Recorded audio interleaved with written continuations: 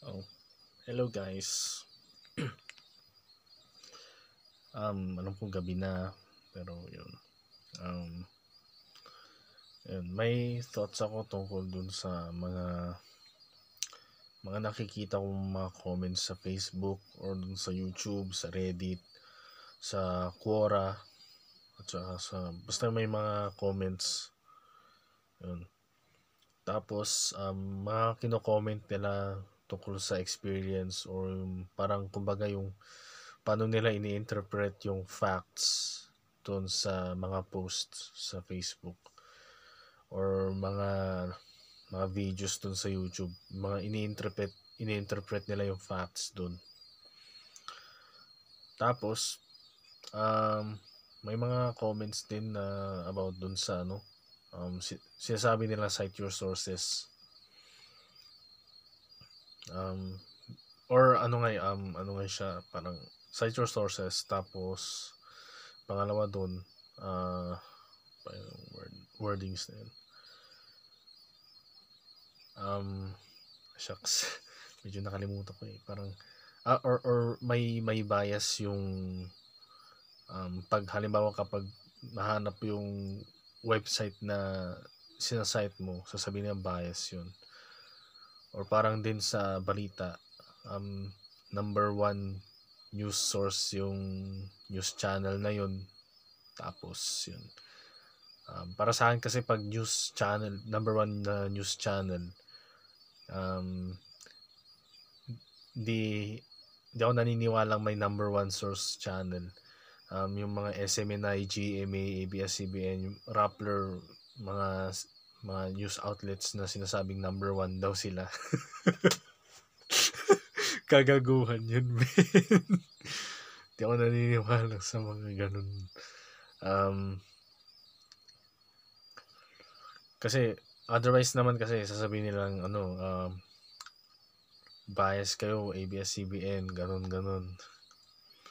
Yung mas magandang approach kasi kapag nanonood ng news, tapos inisip mong bias sila, halimbawa na lang kapag Hamas versus Palestine. Yung nakita ko dun sa, yung pinapanood ko kanina dun sa TV, or hindi, mga pinapanood ko last time sa TV5, yung news frontline. Nasa side ng Israel yung news na yun. So, pag pinakita yung side ng Palestine, nasa bad light, which is kinoconsider nilang facts sa mga viewers. So, yun. May pinanood kasi ako dun sa kay Caleb Mopin, tapos sila Convo Couch, at saka si Jackson Hinkle sa Twitter. Sila yung side dun sa pro-Palestine. So, para mas maganda yung approach sa facts,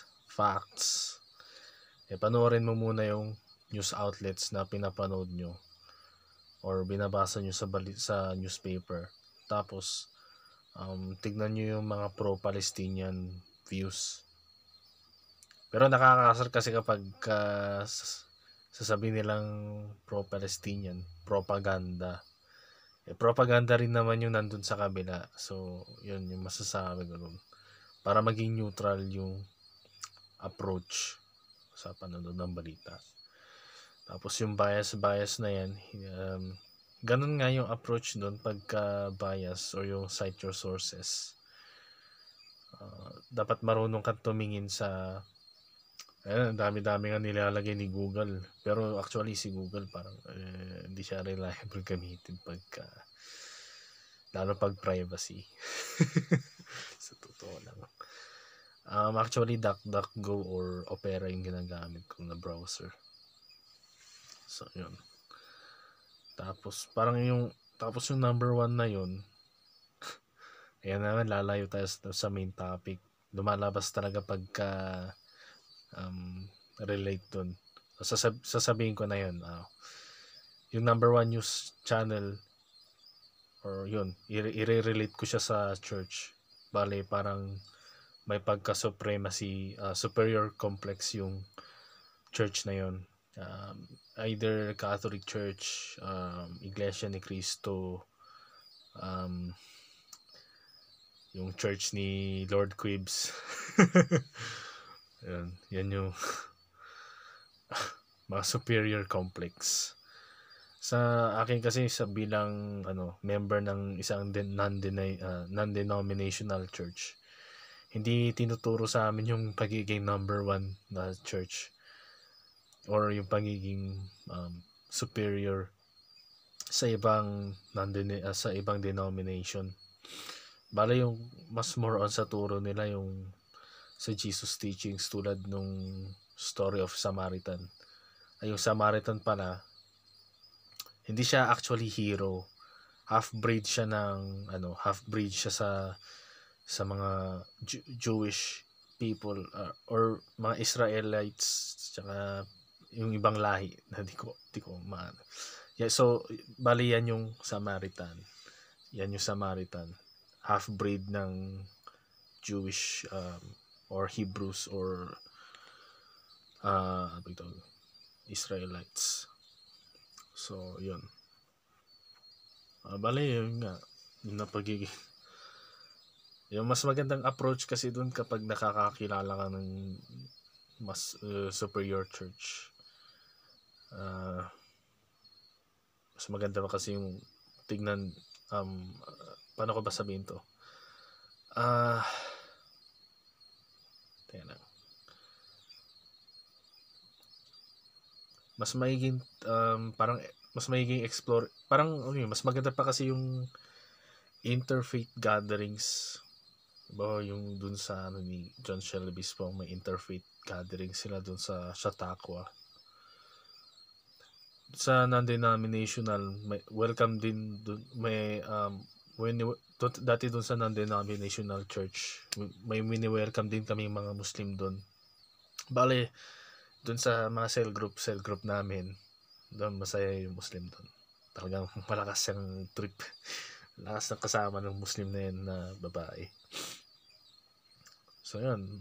Tsaka open din naman sila sa mga same-sex marriage, mga relationship.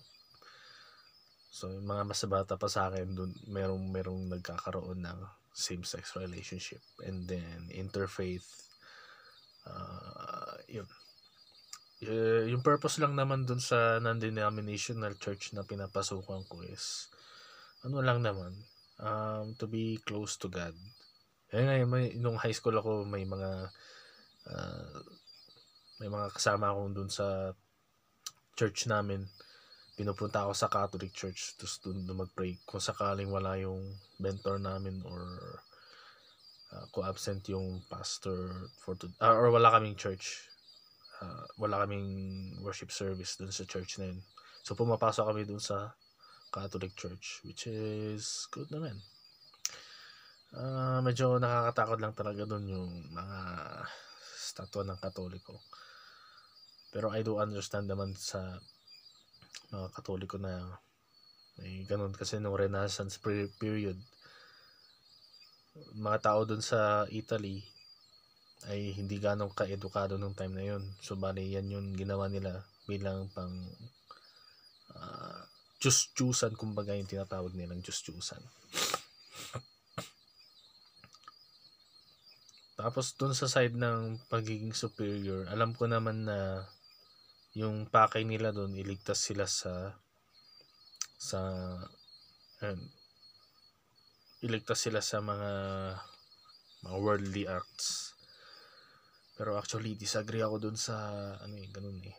Yan yung kasi lumalabas pagka yan yung pakay nila. Nagiging mas more on sa pagiging superior pag number one church. Okay, balik dun sa news outlets or dun sa mga sources. Bale, parang yun lang naman ata yung gusto kong palabasin sa mga mindset ng society natin ngayon. Medyo pangit. Nagiging prank ako, medyo pangit yung approach sa mga balita, mga sources. Pero at least yung yung approach man lang doon yung kine-question mo lahat ng mga bagay. Kasi hindi naman lahat na nakalabas sa TV or sa Google facts. Minsan gawa-gawa lang nila yon, kaya yun. Pero sa akin, base lang sa observation ko. So, huwag mo ako judge. So, yun lang. Questionin nyo lang yung source na or yung balita na nilalabas nila today. May tungkol kay kung tungkol man lang kay Marcos, kay Duterte, kay Leila de Lima, doon sa West Philippine Sea sa China, sa Hamas tsaka Palestine, tapos sa Ukraine and Russia, which is mag almost 10 years kasi since 2014 yung nag-start yung gulo doon sa Ukraine. Kasi may dalawang independent states na ayaw sa Ukraine. So, bali yun lang naman, guys. Hanap-hanap lang sa Google and then question everything, and then yung sa church, guys. Basta be faithful to God na lang. Faith alone or scripture alone. Kung ano man yung mas prefer nyo. Pero makinig na lang kayo kay John Shelley Bispong kasi kahit Episcopalian priest yun, parang malaman yung mga information na binibigay. Kahit parang di siya gaanong facts, pero speculative theory, yan yung belief niya. So, yun. Yun lang, guys. Thank you. Peace out.